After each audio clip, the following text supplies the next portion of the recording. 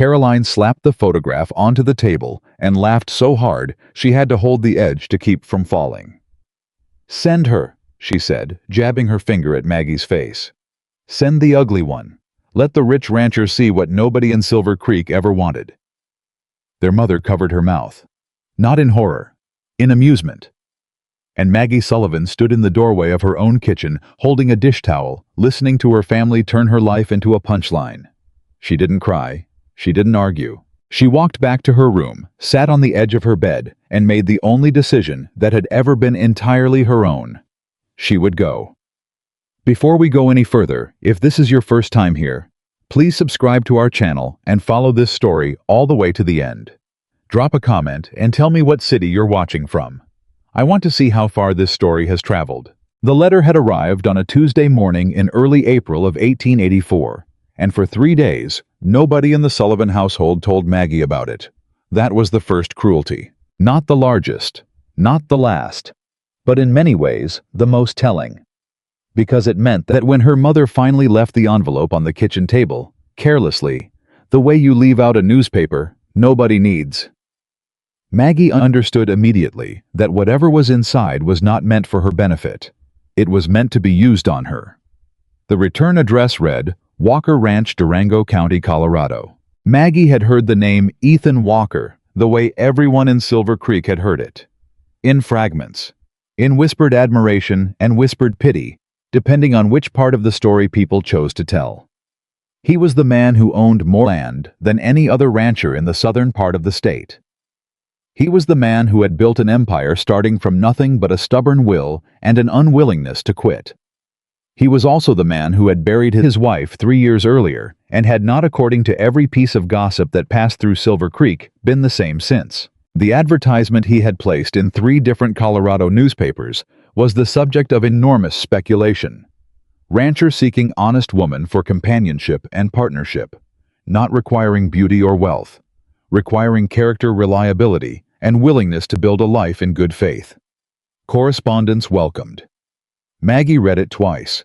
Then she folded the envelope and pressed it flat against the table with her palm. "Your sisters already saw it," her mother said from across the kitchen, not looking up from the bread dough she was turning. "Caroline thinks it's funny." "I can imagine what Caroline thinks," Maggie said. Her voice was steady. That steadiness had taken 27 years to build. She had constructed it the same way she had constructed everything else in her life, quietly, without fanfare, while people around her were too busy with louder things to notice. Margaret Sullivan had never been the daughter her family celebrated. She understood that the way you understand weather, not as something to argue with, but as something to move through carefully. Caroline was the beautiful one, 14 months younger, with the kind of face that made men forget what they had been saying mid-sentence. Rosalie, the youngest, was charming in a different way, quick and sparkling, and impossible to dislike. Between them, Maggie had spent most of her life being the capable one, the responsible one, the one you called when something needed doing and never thought to call when something needed celebrating. She had nursed her father through 2 winters of illness. She had kept the household accounts in order when her mother's grief overwhelmed her ability to track numbers. She had baked, mended, managed, and maintained all without asking for recognition, because asking had never once produced any. What she had never done was leave. She heard them talking that evening. She was not meant to, but the walls of the Sullivan house were thin in the places that mattered. "Can you imagine his face?" Caroline was laughing. "He posts a fancy advertisement, and then he gets her on his doorstep."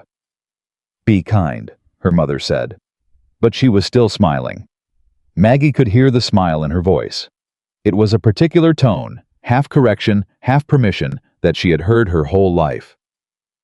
"I'm not being unkind," Caroline said. "I'm being honest. Nobody has chosen Maggie. Not once. Not really. The Morrison boy came around, but even he ended up with Caroline. I'm just saying, if we send her photograph, the one from the Henderson wedding where she looked so tired, and we write the letter the right way, at least we'll know. At least there'll be proof. Even a man who doesn't care about beauty will take one look and send her straight back home." There was a pause. Then Rosalie's voice softer. "That seems cruel." "It's the truth," Caroline said. "And Maggie can handle truth better than anyone I know. She's practical. She won't be heartbroken. She'll just come home, and we'll all stop pretending there's some great love story waiting for her somewhere." Maggie stood very still in the hallway. Her hands, she noticed, were perfectly calm. That surprised her. She had expected her hands to shake. She had expected her chest to tighten the way it always did when she stumbled into a conversation about herself that wasn't meant to be heard. Instead, she felt something she did not entirely recognize at first, something quiet and specific and cold. Clarity. She went to her room and sat at her small writing desk and pulled out a sheet of paper. She did not write to Ethan Walker that night. She thought about it carefully for 2 days the way she thought about everything thoroughly, without shortcuts, turning the problem over in her mind until she understood its shape completely. On the third morning she wrote. She did not write what her family would have written. She did not perform softness. She didn't feel or manufacture qualities designed to impress a stranger. She wrote honestly because dishonesty had always seemed to her like an enormous amount of work for a result that never held together. "My name is Margaret Sullivan. I am 27 years old. I am not considered beautiful, and I am not wealthy. I have spent most of my adult life managing a household and caring for family members who needed more than they were able to return. I am practical, reliable, and I do not frighten easily. I am not writing to convince you of anything. I am writing because I read your advertisement, and I believed it was honest, and honesty deserves a straightforward response. If you are interested in correspondence, I am willing. If not, I wish you well." She sealed the envelope before she could second-guess a single word. She mailed it herself on the way to the market 3 days later. She told no one. She had expected to wait weeks. She had expected, if she was honest with herself, to receive nothing at all. Instead, 12 days later, a letter arrived addressed specifically to her, not to the Sullivan household, not to her mother, not to a family representative.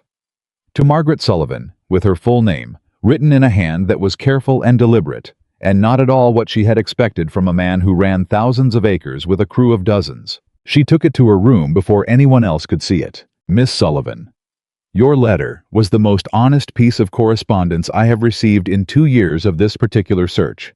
I have no interest in performing a courtship. I have a ranch, a son who is 9 years old, and a genuine need for someone who is capable of building something rather than simply maintaining appearances. I would like to meet you if you are willing to make the journey. I will cover the cost of travel. The choice is yours. E. Walker." Maggie read it 3 times. Then she folded it carefully, pressed it flat, and put it in the bottom of her sewing box underneath the winter wool. That evening at dinner, Caroline announced cheerfully that she had taken the liberty of writing to Ethan Walker on Maggie's behalf. "You did what?" Maggie's voice was very quiet. "Oh, don't look at me like that. I helped. I wrote a proper letter, and I sent your photograph, the one from the Henderson wedding. I want to see what he says." "Which photograph?" Maggie said. Caroline waved a hand. "The one where you looked tired. It was the most realistic. No sense letting a man think he's getting something he isn't."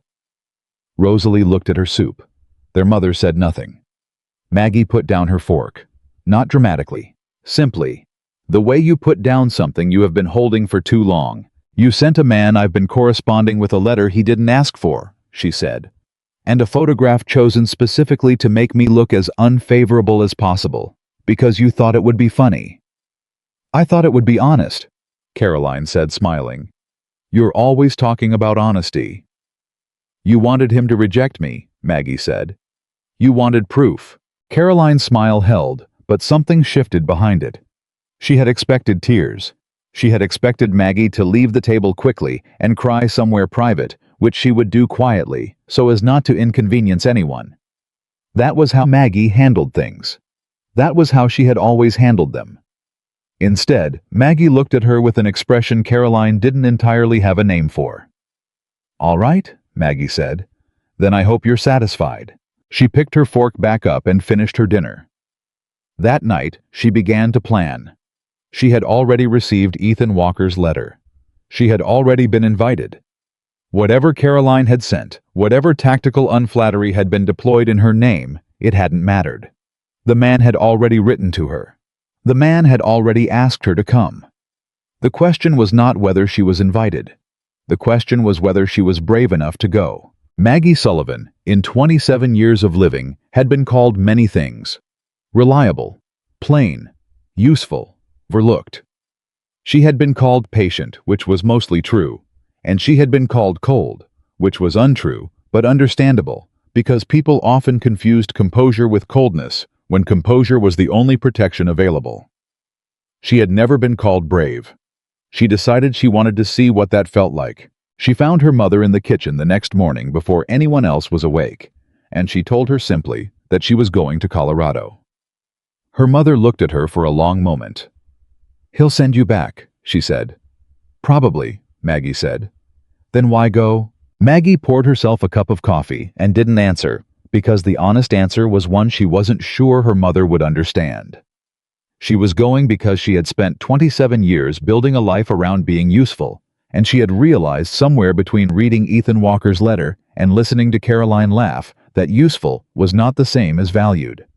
She was going because she had never once done something purely for herself, and she wanted to know what that felt like before it was too late. She was going because she refused, for the first time, genuinely refused to let someone else's idea of her limitations become the final word. She left 4 days later on the 7 o'clock train. Caroline stood on the porch as the wagon rolled away and called out cheerfully, "Come back soon." Rosalie stood beside her and said nothing but her expression. In the last moment, Maggie saw it before the road curved away, was not amusement. It was something uncomfortably close to shame. Maggie faced forward and did not look back. The journey to Durango took 5 days with 2 changes and a long overnight stretch through the mountains that left her stiff and cold, and more awake than she had wanted to be. She had brought 2 books, a sewing kit, and enough food for 3 days because she didn't trust train station prices, and she used the long hours of travel the way she used most uncomfortable things, by thinking through them carefully instead of around them. She thought about Ethan Walker's letter. She thought about the word partnership, which was different from wife in ways that mattered to her. She thought about his son Daniel, who was 9 years old and growing up on a ranch with a grieving father, and probably a crew of men who were kind enough in the way that men were kind when they had work to do and places to be. She thought about what it meant to walk into someone else's life and try to make yourself useful without making yourself invisible, which was a distinction she had failed at her entire life. She thought about the photograph Caroline had sent. She had tracked it down the day before she left, found it in Caroline's desk drawer without asking permission, which was the first mildly dishonest thing she had done in longer than she could remember, and it felt embarrassingly like a small relief. The photograph was exactly as bad as she had feared. She had been at the Henderson wedding for 13 hours that day. She had helped organize the reception, wrangled 3 separate family disputes, and by the time someone had turned a camera her way, she had looked like a woman who had been awake since 4 in the morning and expected to remain awake until midnight. Which she had been. Which she did. She looked in the photograph like a woman who was tired and plain and had given up on the idea of being otherwise. She put the photograph in her coat pocket and took it with her on the train. On the 3rd day, somewhere in the mountains, she took it out and looked at it for a long time. Then she put it back in her pocket. Not because she had decided she didn't care what Ethan Walker thought. She was not sentimental enough to pretend that kind of freedom. But because she had decided that if he looked at her and saw exactly what Caroline expected him to see, a tired, plain, overlooked woman who had been sent west as a joke, then she would deal with that when it happened. She would deal with it honestly, and she would not collapse under it, because she had been dealing with that particular look her entire life, and she was still here, still standing, still going. The train pulled into Durango Station on a Friday morning, and Maggie stepped onto the platform with one bag, a stiff back, and the particular composure of someone who has decided that whatever happens next, they are not going to flinch first. She had expected to see a hired man. Someone sent to collect her the way you sent for luggage efficiently without ceremony. She had prepared herself for that. She had prepared honestly for the possibility that no one would come at all. Ethan Walker was standing on the platform himself. He was taller than she had pictured. Not in an imposing way, in a way that suggested a person who had spent years outdoors working, who had earned the size of himself through labor rather than design.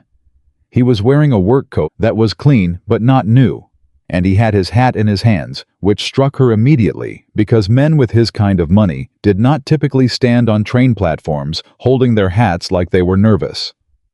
He looked at her. She looked at him. She waited for his face to fall. She had become very practiced at reading that particular microsecond, the tiny recalibration that happened in a person's expression when they saw her and adjusted their expectations downward. It didn't happen. What happened instead was that something in his face settled. The way a person exhales when they have been holding tension without knowing it. "Miss Sullivan," he said. "Mr. Walker," she said. He extended a hand. Not the gesture of a man performing good manners, but the gesture of a man who was accustomed to making deals direct, clear, without performance. She shook it. "You came alone," he said. "I did." He nodded once. "Good," he said. And then before she could ask what he meant by that, "The wagon's out front. It's an hour ride. I should warn you the road gets rough in the last quarter mile. We had rain last week, and it hasn't dried properly yet." "I grew up on rough roads," she said. He looked at her again. Not with the particular assessment she was used to, the one that evaluated and found wanting. With something more like attention. The kind of attention that was looking for information rather than confirmation. "I believe that," he said, and picked up her bag before she could object. She followed him to the wagon. The hour ride to the ranch was not what she expected either. She had prepared in the careful way she prepared everything for silence. For the performative politeness of a man who had made a practical decision and was making the best of it. She had prepared to carry the conversation or to survive the absence of it. Instead, Ethan Walker talked, not smoothly, not in the practiced way of men who were accustomed to charming women. He talked the way a person talks when they haven't had a real conversation in a while and have forgotten to be careful about how much they reveal. "The ranch has been difficult since my wife passed," he said about 15 minutes into the ride, not as a bid for sympathy, as a statement of fact. "Not the work. I know the work. But the house has been. There's a difference between a house that runs and a house that functions. I can keep a house running. I've done it for 3 years. But it doesn't." He stopped, reconsidered. "Daniel needs more than I know how to give him. That's the honest version." Maggie looked at the road ahead. How old was he when his mother died? 6. Does he remember her well? He says he does. I think he remembers pieces. The way you remember a smell or a sound, not the whole thing, just enough to know it's gone. She was quiet for a moment. That might be harder than not remembering at all. He glanced at her. "That's what I think too. I haven't said it out loud to anyone before." She didn't perform sympathy. She simply said, "You have now." They drove the rest of the way in a silence that was, she realized, genuinely comfortable. Not the silence of two people who had run out of things to say. The silence of two people who had said something real and were taking a moment to let it settle. The ranch was larger than she had pictured from the outside. Not a single house and a barn, but a compound of structures arranged with the particular logic of a place that had grown according to need, rather than design the main house larger than she expected. Then the bunkhouse set back behind the fence line, then 2 barns and a series of smaller outbuildings, whose purposes she would learn gradually. The land beyond stretched in every direction, in the particular enormous way of Colorado land, which always seemed to be asserting something about scale. A boy of about 9 years old was standing on the porch of the main house. He had his father's eyes and his mother's stubbornness in his jaw, which was a thing Maggie could not possibly have known, but somehow sensed immediately from the particular set of it. "That's Daniel," Ethan said. "I assumed," she said. The boy looked at her with the direct, assessing, entirely unself-conscious gaze of a 9-year-old who has not yet learned to disguise his opinions. "You're not what I thought," Daniel said. "Daniel," Ethan said. "I'm not being rude," Daniel said without breaking eye contact with Maggie. "I'm just saying, Pa showed me the photograph the other people sent. The one of her looking tired. But she doesn't look tired now." "Which photograph did your father show you?" Maggie asked. "The one that came with the letter," Daniel said. "The one somebody else wrote. Pa said he could tell somebody else wrote it because it sounded nothing like the letter she sent herself." He said this with the profound satisfaction of a child who has correctly identified the logic of a situation that adults have been treating as complicated. Ethan looked briefly like a man who would have preferred this not to be the opening conversation. Maggie crouched down to be at eye level with Daniel. "Your father is right," she said. "Someone else sent that letter and that photograph. I sent a different one." "Why'd somebody else send it?" Daniel asked. "Because they thought it would be funny," she said. Daniel considered this with great seriousness. "That's mean," he said finally. "It is," she agreed. "Did it make you sad?" "It made me angry," she said, which I think was more useful. He stared at her for another moment. Then he nodded once with the gravity of a judge rendering a verdict. "Okay," he said, and went back inside. Ethan watched his son disappear through the door. Then he looked at Maggie. "He doesn't usually talk to strangers," he said. "I noticed," she said. He seemed to be searching for the word. "That's something." He carried her bag inside. The next 3 days were the strangest of Maggie's life, and she had lived through some genuinely strange days. She had expected when she arrived to be positioned as a candidate, to be evaluated, to spend her time in the particular uncomfortable performance of a person who is being considered for a position they are not sure they will receive. She had prepared arguments and demonstrations. She had rehearsed quiet competence the way other people rehearsed grace. Instead, the Walker Ranch simply absorbed her. There was too much work for ceremony. The household ran on a schedule so dense and demanding that there was no room for anyone to stand around watching anyone else prove themselves. On the first morning, Maggie followed the schedule that had apparently been in place, loosely imperfectly, since Ethan's wife died breakfast at 5:30, for the household breakfast at 6, for the ranch hands' accounts, reviewed in the morning. Supply management in the afternoon dinner at 6 books with Daniel from 7 to 8. She did not ask for the schedule. She observed it and stepped into its rhythms the way water finds the low places in a hillside, without announcement following the shape of things. What she discovered over those first days was that the schedule had been holding together through pure determination and a level of disorganization that was impressive in its scope. The supply records were maintained in 3 different ledgers with 3 different systems that did not speak to each other. The household accounts had a gap between what was being spent and what was being ordered that once she saw it could not be unseen.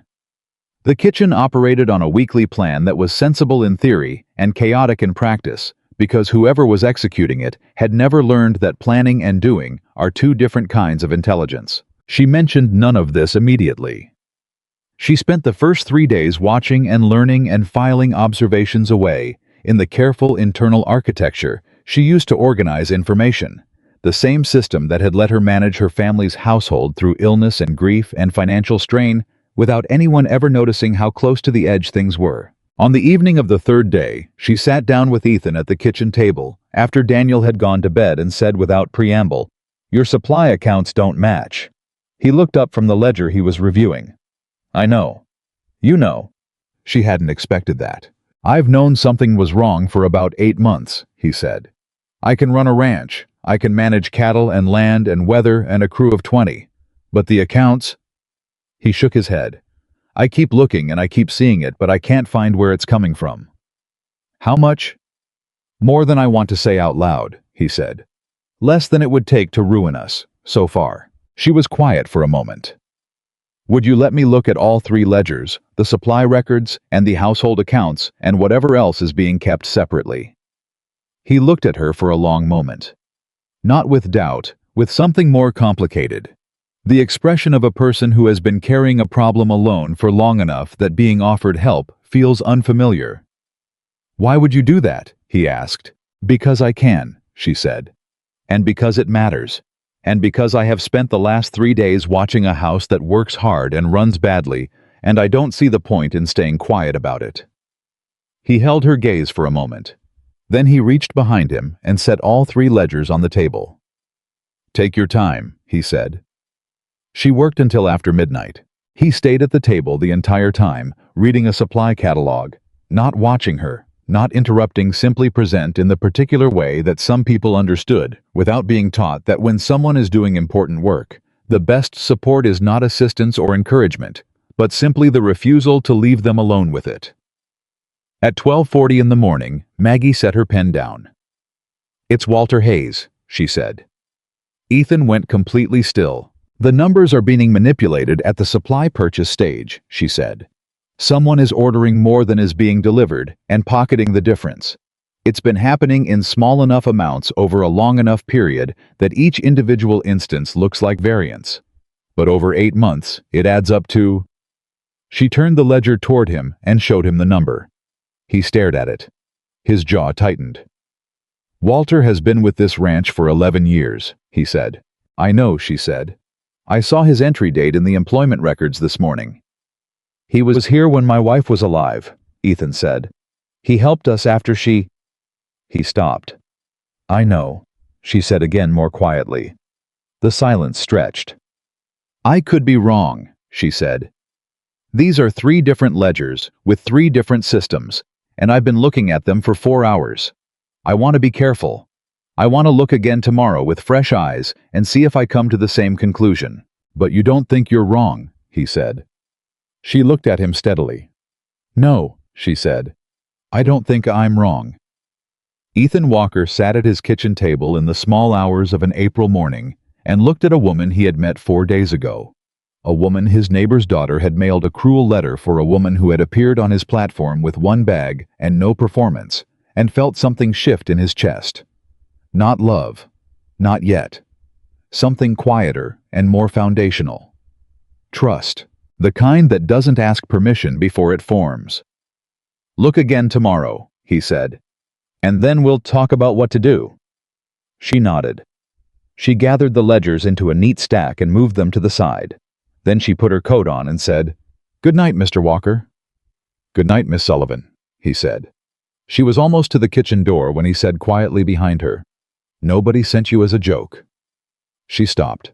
She didn't turn around. "They tried to," she said, "but I sent myself." She went to her room. And outside the Walker Ranch, the Colorado dark pressed in from every direction, enormous and indifferent, while inside something small and stubborn and necessary had just decided to take root. She looked again the next morning. She woke before 5, before the household stirred, before even the ranch hands had begun moving through the yard, and she sat at the kitchen table with all 3 ledgers open in front of her and a fresh cup of coffee going cold at her elbow because she kept forgetting to drink it. The numbers were the same. She had hoped in the particular way you hope when you don't want to be right, that the late hour had bent her reasoning. That fresh eyes would find an alternative explanation, a clerical error, a misunderstanding in the recording system, some innocent variance that looked sinister only when you were tired and seeing shadows. She had checked her own calculations twice on the way to bed, and twice more in the few restless hours before sleep finally arrived. The numbers were still the same. Walter Hayes had been stealing from Ethan Walker for the better part of a year, not recklessly. That was what made it so precise and so damning. Whoever had designed this approach, and she had no doubt now that it was designed, not improvised, had done it with patience and intelligence. Small amounts. Consistent amounts. Always within the margin that a busy man running a large operation might attribute to waste spoilage weather, the ordinary friction of running cattle on Colorado land. The kind of variance that made your jaw tighten, but didn't make you stop and look hard at the person sitting across your dinner table. She was still sitting there when Ethan came down at 5:15. He stopped when he saw her. He looked at the ledgers, then at her face, and he did not ask a single unnecessary question. "Same conclusion," he said. "Same conclusion," she said. He poured himself coffee and sat down across from her. He was already dressed for the day, work boots, work coat, the particular readiness of a man whose mornings began before most people's evenings ended. He wrapped both hands around the cup and looked at the open ledger between them. "Walk me through it," he said. "From the beginning, every step." So she did. She took 40 minutes, and she walked him through every line, every discrepancy, every instance where the purchase order did not match the delivery record, and the difference had been absorbed into a category labeled miscellaneous variance, as if miscellaneous variance were a natural feature of ranch accounting, rather than a place where someone was hiding money. She showed him the pattern, how it started small, how it grew incrementally, as whoever was doing it gained confidence that no one was watching closely enough to catch it. Ethan did not interrupt her once. When she finished, he sat back. The silence lasted long enough that she began to wonder if she had miscalculated something fundamental, not the numbers, but the man. If she had misjudged how much truth he was prepared to receive from a woman he had known for 5 days. Then he said, "He was with me when I found my wife." She went still. "She fell," Ethan said, "from the upper fence line on the north pasture. I was out with the herd. We had a bull break through a fence that morning, and half the crew was with me. Walter was the one who found her. He carried her back to the house." He stopped. "He sat with her until I came back. She was already—" He stopped again. Longer this time. "He didn't leave. He stayed the whole time." Maggie didn't speak. "I trusted that man," Ethan said. "Not the way you trust an employee, the way you trust someone who has seen the worst day of your life and stayed anyway." "I know," she said. "You know." His voice had an edge in it. Not anger at her anger at the shape of the situation which had no good edges anywhere. "I know what it means to discover that someone you trusted chose to take from you instead," she said carefully. "I know it makes you want to question every memory you have of them, whether it was real, whether any of it was real. And I know that questioning doesn't have a good answer, because people are capable of both things simultaneously, genuine feeling and deliberate betrayal. That's what makes betrayal so hard to absorb." He looked at her. "How old are you?" he said. 27, she said. "You talk like someone who's lived considerably longer than that." "I grew up in a house where I had to understand people before they understood themselves," she said. "It speeds certain things up." He looked at his coffee cup for a long moment. "If I confront him directly," he said, "he'll deny it and cover the rest. He'll have 3 days head start on hiding whatever he hasn't hidden yet." "Yes," she said. "And if I go to the sheriff without more than what's here?" "You need corroborating evidence," she said. "A ledger discrepancy is not the same as witnessed theft. You need purchase records from the supplier. The actual delivery manifests not the copies that were filed here, the originals." "The supplier is Dillard's," he said. "In town. Can you request those records without Walter knowing you've requested them?" He thought about it. "I can go myself, early, before he's up." "When does he come to the house?" 7 o'clock. He reviews the day's work orders with me every morning." "Then you have a window," she said. He was quiet for a moment. Then he looked at her with an expression she hadn't seen on him before, something between assessment and something she couldn't name yet. "You planned this out before I came down," he said. "I had time," she said. "Most people finding what you found would have woken me up immediately." "Most people don't think well when they're startled," she said. "I wanted to have a plan before I told you, so that when the anger came, you'd have somewhere to put it." Ethan Walker set his cup down very carefully on the table, and for the first time since she had arrived on his platform, with one bag and no performance, he looked at her with the full weight of his attention, not the polite attention of a man making good on a practical arrangement, but the attention of someone who was genuinely slightly stunned. "All right," he said quietly. "I'll go to Dillard's." He left before 6. Maggie started breakfast for Daniel and managed the morning kitchen work, and when the boy came downstairs at 6:30, he found the table set and the eggs done and cornbread in the pan, and he sat down and ate with the particular uncomplicated appetite of a 9-year-old who has decided that whoever is feeding him has earned provisional trust. "Pa left early," he said. "He had an errand," she said. "Is it about the money?" Daniel asked. Maggie paused for just a fraction of a second. "What do you know about that?" "I know something's wrong with the accounts," he said without looking up from his plate. "Pa sits at the table at night looking at the ledgers, and he gets the face he gets when something's wrong that he can't fix yet. He's had that face for about 8 months. Maggie sat down across from him. "You pay attention," she said. "Pa says it's the most important thing you can do," Daniel said. "He says most problems exist because nobody paid attention soon enough." "Your father is a smart man," she said.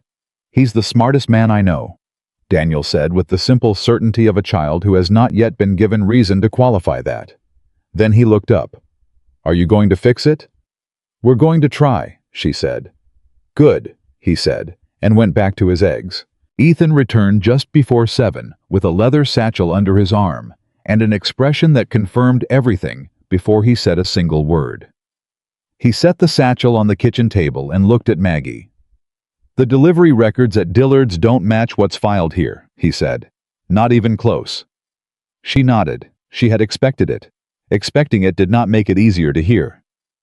"How much worse is it?" she said. He told her. It was worse. The full picture, when the supplier records were laid against the internal ledgers, revealed a pattern that had started not 8 months ago, but 14 months of carefully calibrated theft, starting small enough to be noise and growing over time with the confidence of someone who had never once been questioned. Walter Hayes had taken enough from Ethan Walker to have built himself a comfortable start somewhere else. And based on the most recent entries, he was not slowing down. How was accelerating? "He's planning to leave," Maggie said. "Yes," Ethan said, "which means he's nearing the end of whatever timeline he set for himself. Which means if we're going to do anything, it needs to be soon," she said. They looked at each other across the kitchen table. Outside, the sound of boots on the porch. Then a knock too firm, raps the particular knock of a man who had done it the same way every morning for 11 years. Walter Hayes. 7 o'clock exactly. Ethan straightened, his jaw set. She watched him do the thing that men who run operations learn to do, take the emotion and compress it into something that looks like composure, not because the emotion is gone, but because there is work to be done first. "Go to the back kitchen," he said to her quietly. "I should stay. Maggie." His voice was very low. "I need him to think this is a normal morning. If he sees you, he'll know something is different. You change the way this house runs in 3 days, he'll read it on your face." She didn't argue. She moved to the back kitchen and stayed near the door. She heard Walter come in. His boots. His voice, easy, warm, the voice of a man who was accustomed to being liked and used that liking without effort. "Morning, Ethan. Cold one. Heard looked good on my pass through the south pasture fence is holding. Thought we'd do the rotation Thursday instead of Friday, weather's moving in." "Walter," Ethan said. A pause. "You all right?" Walter said. "Fine," Ethan said. "Let's go over the supply orders. I want to go line by line today." Another pause, slightly longer. "Line by line," Walter said. "We usually just—" "I know what we usually do," Ethan said. "Today I want line by line." The silence that followed had a texture to it. Maggie, standing in the back kitchen, with her hand flat against the wall, could feel the shape of it. The moment when a careful man realizes that the ground beneath him has shifted, and he doesn't know yet how much. "All right," Walter said. "Sure." She stayed where she was and listened to 20 minutes of the most precise and deliberate conversation she had ever witnessed, Ethan working through every supply order from the previous 14 months line by line, asking specific questions in a tone that was completely controlled, completely neutral, giving away absolutely nothing while drawing out every discrepancy with the patience of a man who has always known how to wait for the right moment on difficult terrain. Walter's answers started confident. They became by degrees careful. Then around the 40 minutes, when Ethan set the Dillard's delivery manifest on the table, the original with the supplier's handwritten entries, they stopped. The silence that followed was different from all the previous silences. This one had a confession in it. "Ethan," Walter started. "Don't," Ethan said. One word, flat and final as a door closing. Maggie exhaled slowly against the kitchen wall. What happened next took another hour, and it was not quiet, and it was not clean. She heard the full shape of it. Walter's first attempt at an explanation that tried to reframe 14 months of systematic theft as a misunderstanding. Then his second attempt that tried to make it smaller than it was. Then the moment when Ethan's controlled neutrality finally cracked at its edges, and the real anger came through, not loud but dense. The kind of anger that lives under years of trust and comes out with the full weight of everything it was hiding under. Walter Hayes had it emerged, convinced himself over 14 months that he was owed what he was taking, that 11 years of loyalty and hard work had not been adequately compensated. That Ethan Walker, with his thousands of acres and his successful operation, could afford to share the difference without feeling it. He had never once asked for a raise. He had never once said he felt underpaid. He had simply decided to take the answer he wanted without the discomfort of asking the question. "I would have given it to you," Ethan said near the end. His voice had gone quiet again. "If you'd told me, if you'd come to me like a man and said what you needed, I would have given it to you." Walter said nothing. 11 years, Ethan said. "You had 11 years of coming to me with problems, and you decided this one you'd solve yourself." Still nothing. "Get your things," Ethan said. "You have until noon." The boots on the floorboards. The sound of a man who had nothing left to perform. The door. Then quiet. Maggie came out of the back kitchen. Ethan was standing at the table with both hands flat on the surface, looking at nothing in particular, with the expression of a man absorbing something that has just irrevocably changed the shape of his past. She didn't say anything immediately. She made 2 cups of coffee, set one within his reach, and stood nearby, not hovering, not performing concern, simply present. He reached for the coffee without looking at it. 11 years, he said again quietly. Not to her particularly, just to the air. "How was real?" she said. "The 11 years were real, the loyalty was real, and the theft was also real. Both things are true, and there is no way to make them fit together cleanly. You're going to have to live with both of them, and that's going to take longer than today." He looked at her. His eyes were red at the edges, not from crying, but from the particular strain of holding something large in check. "How do you do that?" he said. "Do what?" "Say the exact thing without making it smaller or larger than it is." "I had good practice," she said. "My family gave me a lot of situations that required precision." The corner of his mouth moved. Not quite a smile. Something in that direction. They sat with the coffee for a while. "I need to tell the crew," he said eventually. "Yes?" "They're going to have questions." "Yes. Some of them have known Walter longer than I have." "I know. They'll need time too." He turned his cup slowly on the table.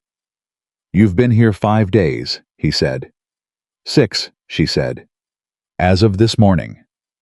6 days, he said. "And you?" He stopped. "I did what I do," she said simply. "What do you do?" She thought about how to answer that honestly. "I pay attention," she said, "to the things other people are too busy or too comfortable to look at carefully. It's not a gift. It's what happens when you spend a long time being the person everyone looks through instead of at." He looked at her for a moment long enough that she resisted the instinct to look away, which was her default response to being looked at with that kind of sustained attention. "I don't look through you," he said. "No," she said. "I noticed." The crew took the news. The way large groups of men take unexpected news, with an initial silence. Then fragments of noise, then the gradual restructuring of reality around a new set of facts. Some of them were angry at Walter. Some of them were shaken in the particular way of people who liked him and were now obliged to re-examine that liking. A few of them looked at Maggie with expressions she recognized the assessment of people deciding whether to blame the messenger for the message. One of the older hands, a weathered man named Cobb, who had been with the ranch nearly as long as Walter sought her out that afternoon while she was organizing the supply ledgers at the kitchen table. "You're the one that found it," he said. It was not quite a question. "I helped look," she said. 6 days, he said. "Yes." He studied her with eyes that had spent decades reading weather and terrain and the kind of human behavior that announces itself in small ways before it becomes large problems. "Walter's a good man," he said. "He was." "I think that's probably still true," she said. "I think good people make terrible choices sometimes, and those choices are real, and the consequences are real, and that doesn't erase the good parts. It just means the picture is more complicated than we wanted it to be." Cobb was quiet for a moment. "Where'd you come from?" he said. "Silver Creek," she said. "Why'd you come?" She met his eyes steadily. "Because someone tried to use me as a joke," she said, "and I decided not to be one." He held her gaze for another long moment. Then he nodded once with the particular economy of a man who has decided something and doesn't see the need to make a ceremony of it. "Anything you need for the supply records," he said. "I've got memory going back to the beginning on how things were run, before, if that helps." "It would," she said. "Thank you." He left. She turned back to the ledgers. The problem of Walter Hayes was in practical terms not finished. There was the question of whether to pursue legal action, which Ethan spent 2 evenings working through with the careful deliberation of a man who was trying to be fair to his own anger. There was the question of replacing the foreman position, which would take time and care. There was the work of rebuilding the supply records from the ground up, real numbers, honest numbers, which Maggie undertook systematically over the following 2 weeks, cross-referencing every entry against Cobb's memory and the original supplier records. But underneath all of that practical work, something else was happening. Something neither of them was naming yet, because neither of them was certain enough of what it was to risk the name. Daniel noticed at first the way children notice things, not analytically, but with the unerring instinct for emotional weather that children develop when they've spent time in houses where adults are carrying large things. "You like her," he told his father one evening, with the bluntness of someone who has not yet learned the social utility of discretion. Ethan looked up from the book he was reading. "What?" "Maggie," Daniel said. "You like her?" "Miss Sullivan is—" "You call her Maggie," Daniel said. "You started that on the 3rd day. I noticed." Ethan set his book down. "You notice a great many things." "You told me to," Daniel said. "You said it's the most important thing you can do." "I did say that." "So," Daniel said with the satisfaction of a 9-year-old who has closed a logical loop, "you like her." Ethan looked at his son for a moment. "Go to bed," he said. "That's not a no," Daniel said. "Go to bed, Daniel." He went, but not before shooting a grin over his shoulder that Ethan pretended not to see. Ethan sat for a long time after that with his book closed and the fire doing what fires do when you stop watching them carefully, whatever they want. He thought about what it meant to notice something and not yet know what to do with it. He had spent 3 years learning to live without the particular warmth of someone else in the same house, choosing things from the same care. He had made himself useful and competent and self-sufficient in all the ways that matter for survival and none of the ways that matter for anything else. He was aware in the way you become aware of things you've been not looking at for a long time that something in his house had changed. That the particular quality of silence in the evenings was different. That Daniel laughed differently. That Maggie Sullivan had walked into his operation with 1 bag and 6 days of attention and had managed to do in that time what 3 years of management and 2 prior correspondence candidates had failed to do. Not just the accounts. Not just the supply records. The house felt like something was in it again. He did not say this to anyone. He sat with it the way he sat with all the things that mattered carefully without rushing, giving it time to tell him its shape. But Maggie Sullivan was already in his house, already in his ledgers, already known to his son and his crew in ways that exceeded any practical arrangement he had ever made with anyone who carried the title of housekeeper, or manager, or candidate. And 2 nights later, standing in the dark of his own kitchen because he'd come down for water and she was already there. Having had the same idea, for the same reason, they stood 3 feet apart in comfortable silence and shared a pitcher of cold water, like 2 people who have somehow without ceremony or announcement already decided. She looked at him. He looked at her. Neither of them said what they were thinking, but neither of them pretended they weren't thinking it. "Good night, Maggie," he said. "Good night, Ethan," she said. She went back upstairs. He stood in this kitchen alone for a while in the dark and thought about how strange and necessary it was, the thing that had no name yet, but was already undeniably there. Meanwhile, 40 miles away, Walter Hayes was telling his version of events to anyone who would listen, and people were listening. The rumors reached the ranch on a Wednesday. Maggie heard them, the way she heard most things that people didn't intend for her to hear, through the particular quality of silence that falls when someone enters a room and the people already in it stop talking.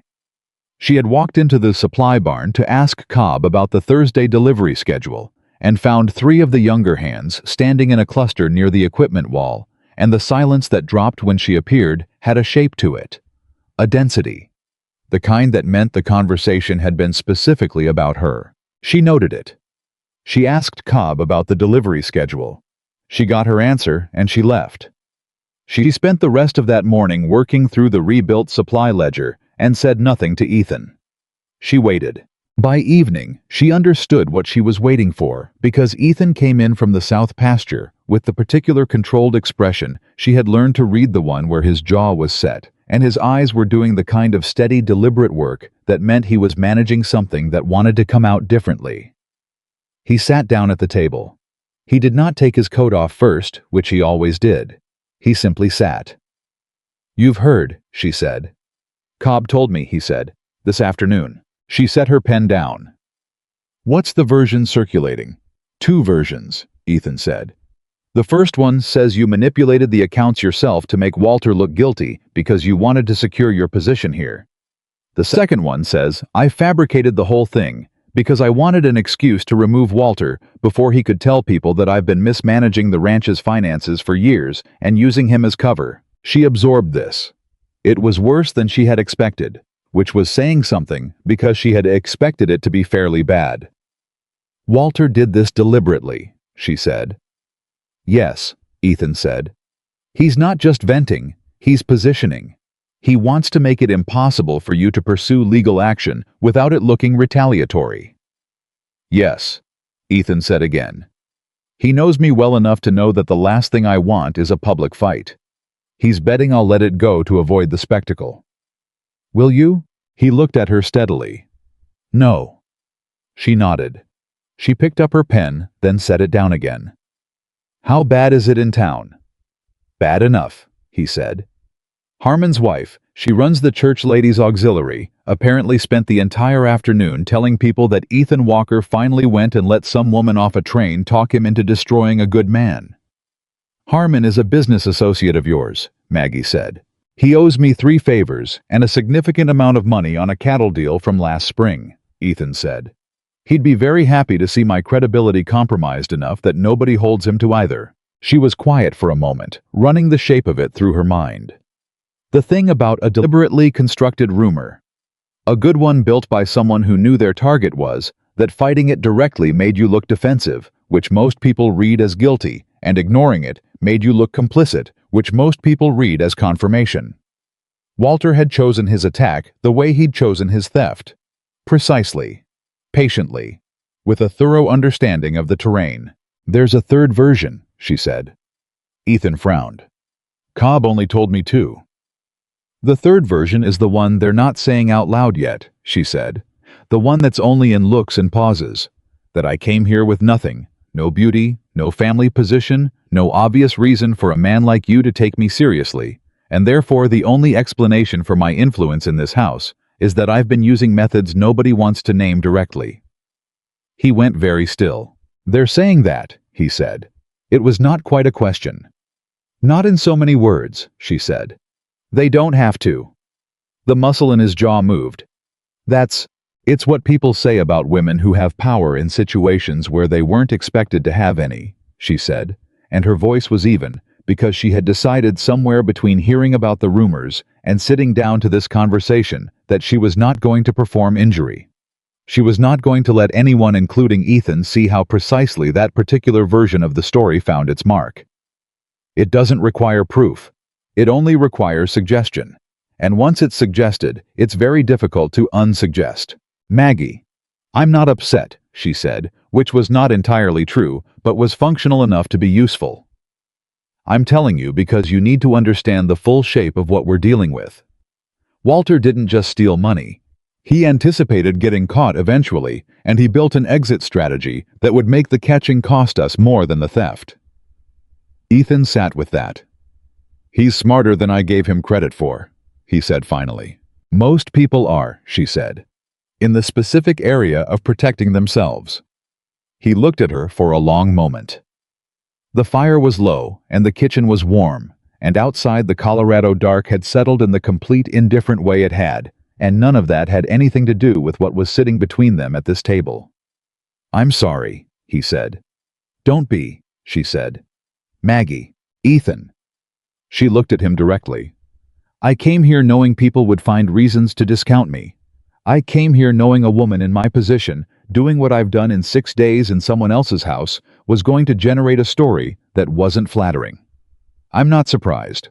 I'm not devastated. What I am is I need to know if you believe any part of what they're saying." The answer came before she finished the sentence. "No. Not any part of it. Not one word of it," he said. "I have the supplier records. I have 14 months of documented discrepancy. I have the evidence that you found and you did not plant, because you had been in this house for 3 days when you found it, and you had neither the opportunity nor any conceivable motive to set up a man you hadn't known existed when you boarded the train in Silver Creek." He paused. "You could walk out of here tomorrow, and I would still take this to the county sheriff with exactly what we have. Your presence in this house is not the case. The numbers are the case." She let out a breath. "Good," she said. "Then we proceed." "We proceed," he said. What that looked like in practice was a week that asked more of both of them than either had expected. Ethan went to the county sheriff's office on Thursday with the full package, the original Dillard's manifests, the internal ledgers, Maggie's written analysis of the discrepancies, and a timeline that laid out 14 months of systematically documented theft, in terms clear enough that even a skeptical reader would have to work hard to dismiss it. He went alone. He told Maggie he was going alone because he wanted no one to be able to say she had been present to influence the presentation, which was the kind of thinking she recognized as both tactically sound and personally considerate in a way she was not accustomed to from anyone. The sheriff was a man named Gerald Pace, who had known Ethan Walker for 15 years and had also, it emerged, known Walter Hayes for 12 of them. He spent an hour with the documents and asked precise questions, and at the end of it, he told Ethan that the evidence was sufficient to open a formal investigation, but that it would take time, and that in the meantime, there was nothing preventing Walter from continuing to spread whatever version of events he preferred. "He's doing it strategically," Ethan said. "I know," Pace said. "Smart man, wrong application." He paused. "You're new the woman you brought in. She's the one who found this." "She is," Ethan said. "How long had she been there?" 6 days when she identified the pattern," Ethan said. 2 weeks by the time we had the full documentation." The sheriff was quiet for a moment. "That's either extraordinary or suspicious," he said. "It's extraordinary," Ethan said. "And if you'd like to know why, I can tell you exactly what her process was step by step, because she walked me through every moment of it before she said Walter's name." Pace looked at him. "You trust her?" "Completely," Ethan said. "One word, no qualification." The sheriff nodded slowly. "All right," he said.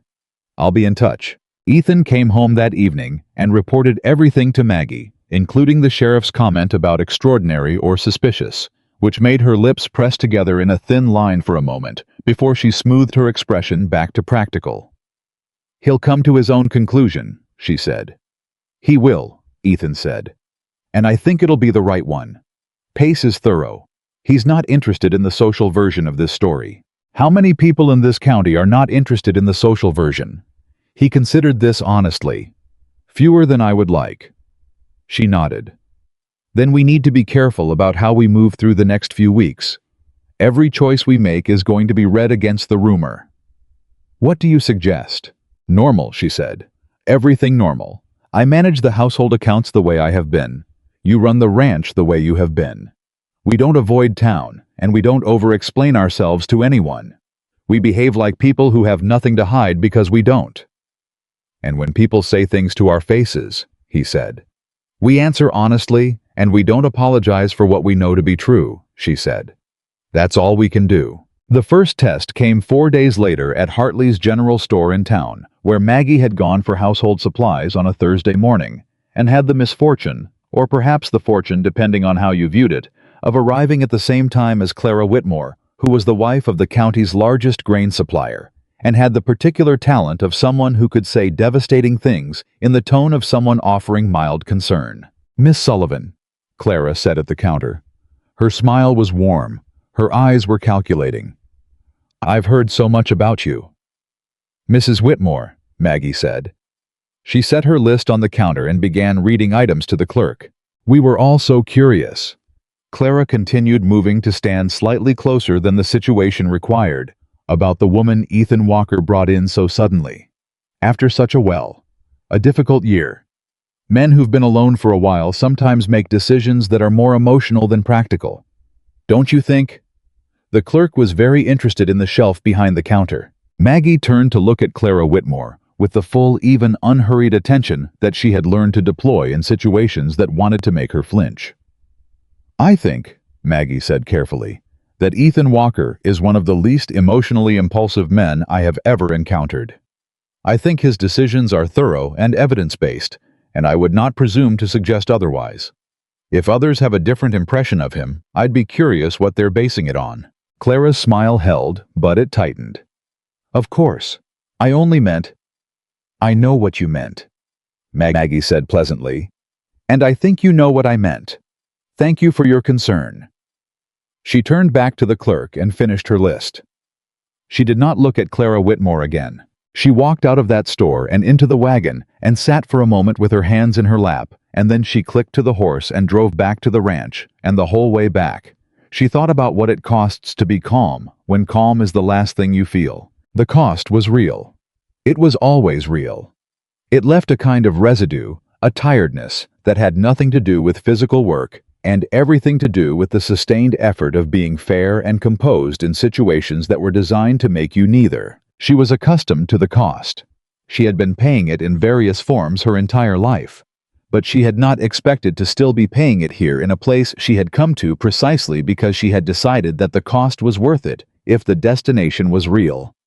She got back to the ranch and went straight to the kitchen and started on the supply reorganization she had planned for that afternoon, and she did not mention the encounter to Ethan. She didn't have to. He found out anyway, because the clerk at Hartley's, as it turned out, was the nephew of one of Ethan's oldest hands, and news in a county this size moved in routes that seemed impossible until you understood the underlying human geography. He came to find her that evening. I heard about Clara Whitmore, he said. It was nothing, she said. It wasn't nothing, he said. What did she say exactly? She implied you were emotionally compromised when you made decisions about me, Maggie said. I corrected the implication. And she understood that I had corrected it, Maggie said. That was the end of the conversation. He stood in this kitchen doorway, watching her sort through the pantry inventory, and said nothing for a moment. You're not going to tell me it bothered you, he said. No. Because it did. She stopped. She turned and looked at him. Yes, she said. It did. It bothers me that I can walk into a room and do something that would be called competent and straightforward. If a man did it, and instead it becomes the foundation for the story that I used something other than competence to get where I am. It bothers me because it's not new, and it should be, and I don't expect it to ever stop bothering me. But being bothered and being stopped are two different things. He looked at her for a long moment. You are the most— He stopped, reconsidered.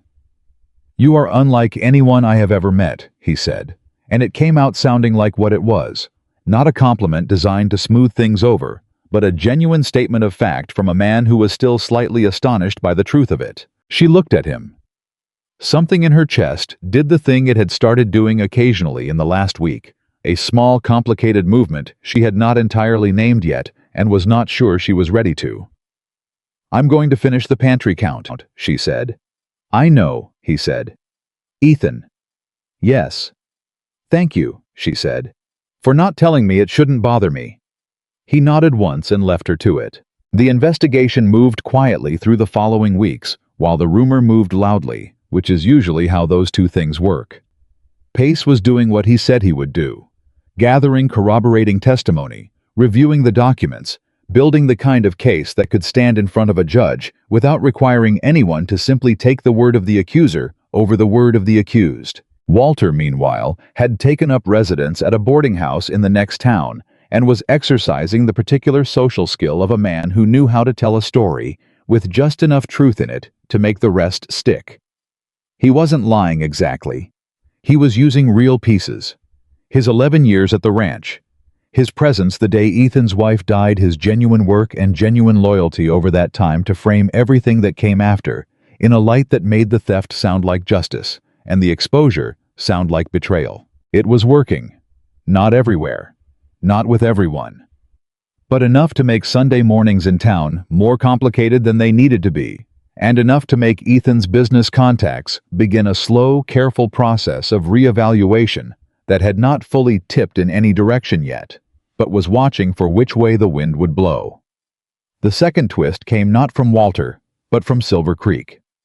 Maggie had been at the ranch for just over a month when a letter arrived from her sister Caroline. She recognized the handwriting immediately and felt the particular physical response that specific handwriting from specific people can produce: a slight tightening, a shift in posture, a preparatory bracing that the body does before the mind has fully caught up. She took the letter to her room before opening it. Caroline's letter was 3 pages long, which was 2.5 pages more than Caroline had written to her in the previous 5 years combined. It was cheerful in a way that was not entirely comfortable to read: the cheerfulness of someone who wants something and is applying their best charm to the project of getting it. The substance of it, stripped of the charm, was this: Ethan Walker was wealthier and more prominent than Caroline had realized when she had orchestrated the original scheme, and now that it appeared, Maggie had somehow actually secured a position in his household. Caroline was interested in visiting. She wanted to come to Colorado. She wanted to see the ranch. She wanted the letter made quite clear through several layers of pleasant language to see whether she had perhaps misjudged the situation and whether there were opportunities she had dismissed too quickly. Maggie sat on the edge of her bed and read the letter twice. Then she sat for a long time without reading anything at all. She thought about what Caroline coming here would do to the already precarious situation with the rumors. She thought about what it would mean for Ethan, who was being watched carefully by people looking for evidence that his judgment was compromised, to suddenly have her family appearing and requiring management. She thought about what it would mean for herself, the particular regression that happens when the person who defined the worst version of you shows up in the place where you have been building the better one. She thought about Daniel, who had stopped flinching when she entered a room and had started tentatively telling her things about his day. She thought about Cobb, who now set a second cup at the work table when he knew she'd be coming by to review the supply records. She thought about Ethan standing in the kitchen doorway saying she was unlike anyone he had ever met, and meaning every word of it. She picked up her pen. She wrote back to Caroline. The letter was 1 page. She did not perform warmth, she didn't feel, and she did not unleash the full weight of what she wanted to say, because the full weight was more than the situation required. She was precise, and she was clear, and she said the essential things, and then she stopped. She was not ready for Caroline to come here. She was not ready for the version of herself that Caroline expected to exist in the same space as the version of herself she had spent 6 weeks building. She was not, and she knew this was the honest center of it, ready to watch Ethan Walker look at Caroline. That last thought arrived with enough clarity and enough discomfort that she sat with it for a full minute before she was willing to examine it directly. She had been careful not to look at what was growing between her and Ethan. She had given it no name, had applied no expectation to it, had treated it the way you treat something fragile that hasn't finished forming, with care and distance, and a refusal to handle it before it was ready. But the thought of Caroline arriving with her ease and her beauty and her particular talent for arranging herself in a room so that men forgot what they had been looking at before she walked in, that thought produced in Maggie a reaction she could not classify as indifferent. She sealed the letter. She went downstairs and found Ethan at the kitchen table reviewing the week's work orders. "I need to tell you something," she said. He looked up. She told him about Caroline's letter, all of it. The original scheme, which he had heard only in pieces, the deliberate photograph, the letter Caroline had written in her name, the intent behind it. And now this new version, the recalibration of interest, once the stakes became clear. She watched his face while she told him. He was very still. When she finished, he was quiet for a moment. "She tried to humiliate you," he said. "And now she wants to come see whether there's something here worth taking." "That's the accurate version," Maggie said. "And you're telling me because you deserve it to know exactly who is connected to me and what their intentions are," she said. "Because I will not have anyone in your orbit without your full knowledge of what they are. And because—" She stopped. "Because," he said. She looked at him steadily. "Because I wanted you to hear it from me before you heard it from someone else." Walter is already building a version of me that serves him. I will not have additional versions appearing that I haven't given you the chance to evaluate yourself." He looked at her for a long time. "What did you write back?" he said. "I told her not to come," she said. "I told her I was working and the timing wasn't appropriate. I didn't explain more than that. Is that what you want?" She met his eyes. "Yes," she said. He nodded. Once. The kind of nod that meant he had heard not just the words, but the thing underneath them. "All right," he said. She went back to the pantry inventory, and Ethan Walker sat at his kitchen table for a long time after she left, looking at the work orders in front of him and thinking about a woman who had arrived in his house as someone else's punchline and had, without asking anything of him, without performing anything for him, without a single moment of pretense, become the most honest thing in a situation that had been full of dishonesty for over a year. He thought about what it meant that she had told him about Caroline before she had to. He thought about what it meant that the telling had cost her something and that she had paid it anyway. He thought about the look on her face when she'd said that she was not ready for her sister to come, and the thing behind that look that she had not said in words and probably would not say for a while yet, and that he recognized because it corresponded to something he had been carrying around his own chest for the last 3 weeks. Weeks like a problem he hadn't had the right tools to address. Outside, one of the hands called something to another across the yard, and the ordinary work of the ranch continued in its ordinary way, indifferent to the fact that inside the main house of the Walker property, 2 people were separately and carefully coming to the same conclusion about something neither of them was quite ready to name. The letter to the county sheriff requesting a formal hearing date arrived on a Friday morning. The hearing was set for 3 weeks out. Walter Hayes, informed of the date by the sheriff's office, spent that weekend in the next town, telling a version of events that was more desperate and less precise than his earlier attempts, which meant it was louder and easier to trace back to him, and less effective at doing the thing he needed it to do. The tide was turning. Maggie could feel it, not dramatically, not all at once, but in the small adjustments of daily life. The clerk at Hartley's made eye contact now and smiled first. Cobb had started introducing her to the supply delivery men by name, rather than by vague reference. One of the church ladies' auxiliary members, a woman named Ruth Hargrove, who had apparently decided independently that Clara Whitmore had overreached, had sent a small jar of preserved plums to the ranch with a note that said simply, "For the household. Heard you're doing good work out there." It was a small thing. It was the kind of small thing that meant something larger was shifting. Maggie put the plums on the pantry shelf and noted Ruth Hargrove's name in her mental file of people who were worth knowing.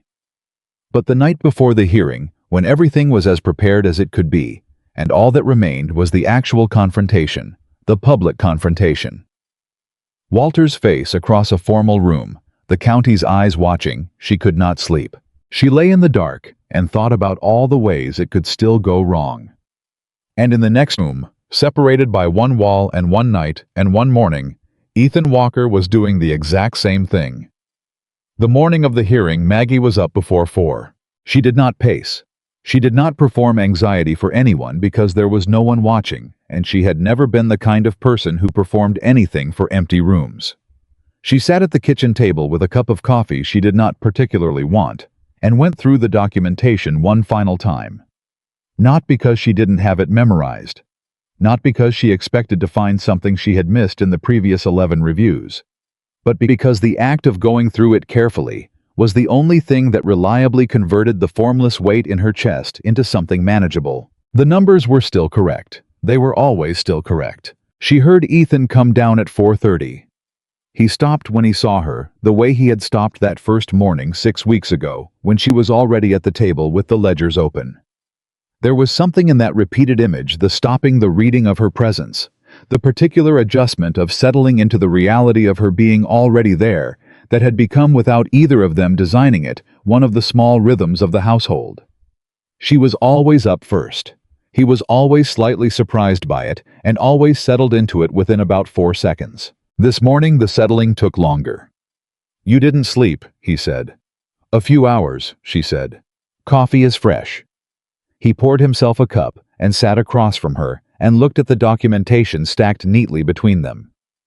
"We're ready," he said. Not a question, confirming. We're ready, she said. He nodded slowly. He turned his cup on the table, the small, unconscious rotation she had noticed he did when something was sitting in him that he hadn't decided how to say yet. Whatever happens today, he said, I want you to know that it doesn't change anything about the situation here, your situation here. She looked at him. Are you trying to tell me that my position at the ranch isn't contingent on the outcome of a legal hearing? I'm trying to tell you that even if Pace's case is somehow weaker than we think, even if Walter manages to muddy the water enough that the formal proceeding doesn't go the way it should, you are not responsible for that outcome, and it doesn't affect what I think about you or what you've built here. I know that, she said. You know it intellectually, he said.